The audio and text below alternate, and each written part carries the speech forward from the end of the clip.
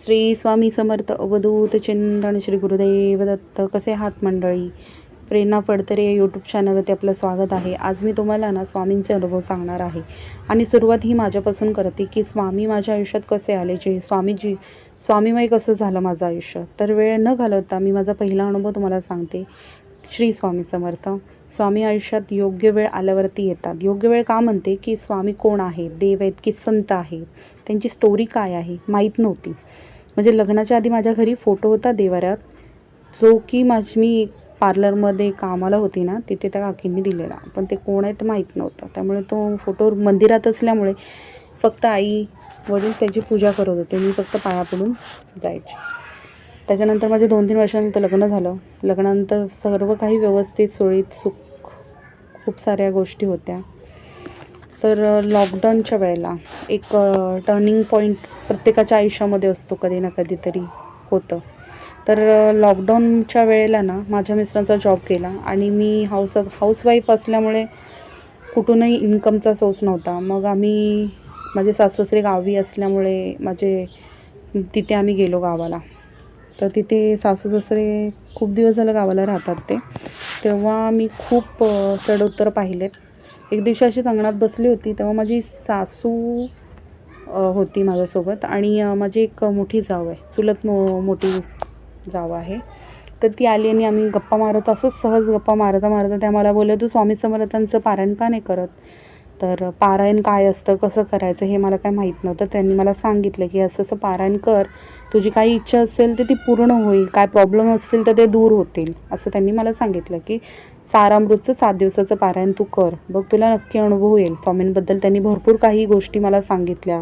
अक्कलकोटला कसे स्वामी आले वगैरे, अशा छोट्या छोट्या गोष्टी त्यांनी मला सांगितल्या. तर माझा खूप असा विश्वास बसला आणि मग मी ते पारायण करायला स्टार्ट केलं. तर मी ते शनिवारपासून मला बोलल्या तेच स्टार्ट करायचं, शुक्रवारी तुमची समाप्ती होते. तर म्हटलं ठीक आहे ताई. मग त्यांना थँक्यू वगैरे बोलली आणि शनिवारपासून मी पारायण करायला स्टार्ट केलं. पहाटेचे काहीतरी 3:30-4 वाजता मी उठायची, पहाटेचं पारायण करायची. 4-5 दिवस असेच निघून गेले. 6व्या दिवशी मला अंघोळ करायची होती. पहाटे काहीतरी 4 का 4:30 असे वाजले असतील. तेव्हा मी माझ्या मिस्टरांना उठवलं आणि अंगणामध्ये गेले. अंगणामध्ये आमचं बाथरूम होतं, तर तिथे बाथरूममध्ये पाणी ओतून त्यांनी ठेवलेलं. पण मी आतमध्ये जेव्हा गेली तेव्हा 2 बेडूक होते. त्या 2 बेडकांना मी घाबरून आहे ना अंगणात गेलीच नाही, म्हणजे बाथरूममध्ये गेलीच नाही अंघोळ करायला. मी बाहेर अंगणामध्ये साडी टाकून अंघोळ केली, कारण की मला बेडकांचं खूप भीती वाटते.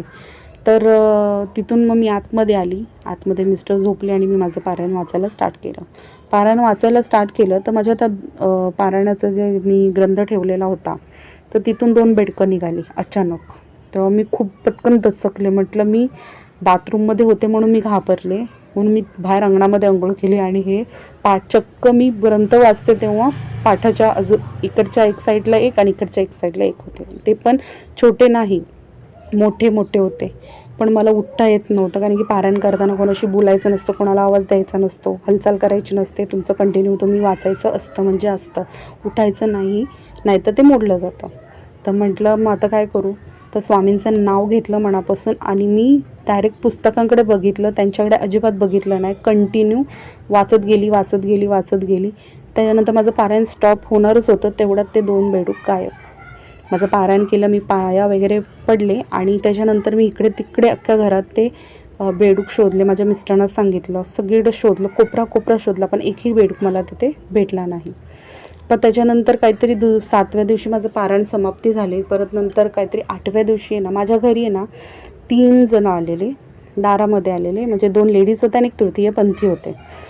तर माझ्या सासूने मला बोलवलं की धान्य घेऊन ये. तर मी धान्य घेऊन गेली दारात. तर दारात धान्य साईडला ठेवलं आणि त्यांना बघितले आणि मी पूर्ण असं शॉक बसला की हिरवी साडी, कुंकूचा मोठा टिळा, स्वामींना जसे आपल्या कसे केस नाही आहेत डोक्यावरती, तसं त्यांचा आंबोढा होता आणि केस भरपूर नव्हते त्यांना.